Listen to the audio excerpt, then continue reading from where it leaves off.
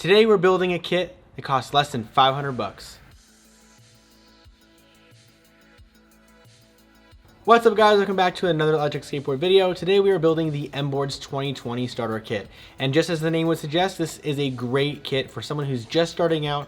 It comes with a 6S 2P battery, comes with a plug-and-play ESC, and it comes with a 6355 motor.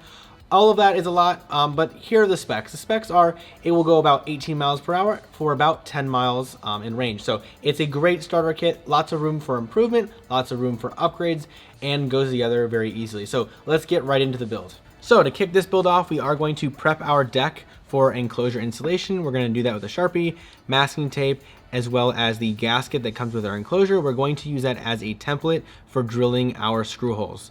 Once we start making marks on the deck though, we don't want that gasket to move or we're going to have some alignment issues. So we want to tape that gasket down, make sure it's not going to move, and then start marking the deck with the Sharpie all the way around.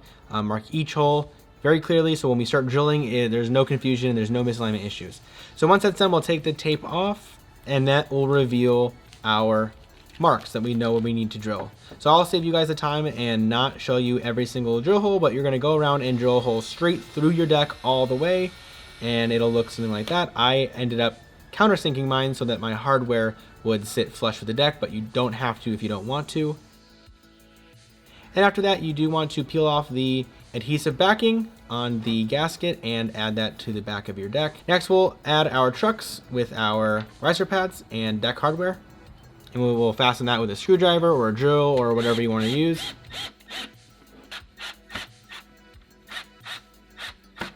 And there you have it, both your trucks installed onto your deck with your gasket, looking good. Next we will install the wheel pulley onto our wheel. We're using the 36T AVEC wheel pulley. This pretty much screws on very simply. The retainer goes on the top of the wheel. You push your bolts through the center of the wheel and into the gear hub at the back. It's pretty simple. I have a full video on our channel if you want to look into that. Next we'll move on to our motor mount. I do have an entire video on the in-depth look at this motor mount particularly if you do need some extra help, but we're going to use the 4 included bolts to attach our motor to our motor mount and get that ready to go and put onto our trucks. So once those are tightened, we're going to go ahead and slide that over one side of our trucks, get that lined up, and then we'll move on to our motor pulley. We want to make sure we line up one of these set screws with the channel on the shaft, make sure it tightens down on there, and then this is a good time to use a Loctite to make sure those screws aren't going to go anywhere. Next we want to add a belt around the motor pulley and the hanger, slide the wheel on, and then guide the belt over the wheel while also keeping it on the motor pulley at the same time, and then eventually that will kind of fall into place and the belt and the motor pulley and the wheel pulley will all be working together, and that wheel will now spin that motor perfectly. Nice good tension on the belt, perfect. Next we'll want to tighten the motor mount screws to clamp that down onto the trucks. This is also another good place to use Loctite. And next move on to the electronics. We're using a single belt ESC 6S version that matches perfectly with the 6S 2P battery. Plug in each phase wire from your motor into the phase wires on your ESC. Colors do not matter at all. If you find that your motor is spinning the wrong way at the end, you do want to just take any 2 of those wires and swap them. In this particular build, we will be ignoring the sensor wire. We do not need to use that for this particular build. Next, we'll bring in our battery and we'll connect the 2 XT60 connectors. There's no wrong way to install this one, just if it fits, you're good to go. All right, so now we will add our power switch just to get everything paired. We're going to turn the ESC on, turn the remote on, and as you can see, the motor does not spin. So now we are going to pair our remote. We're going to hold down the power button until the blue light starts to blink. And now we're going to use a paper clip and we're going to single click the small hidden button on the back of the remote. The remote will start flashing and we have a good pair. So that's good to go.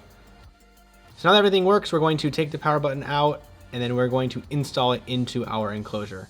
I typically use a step drill bit to make sure I get nice clean holes without the fear of cracking my enclosures. Regular drill bits, can put a little bit of unnecessary strain on the plastic and crack it, so I usually use a step bit, and then we just use the included nuts and secure that in there.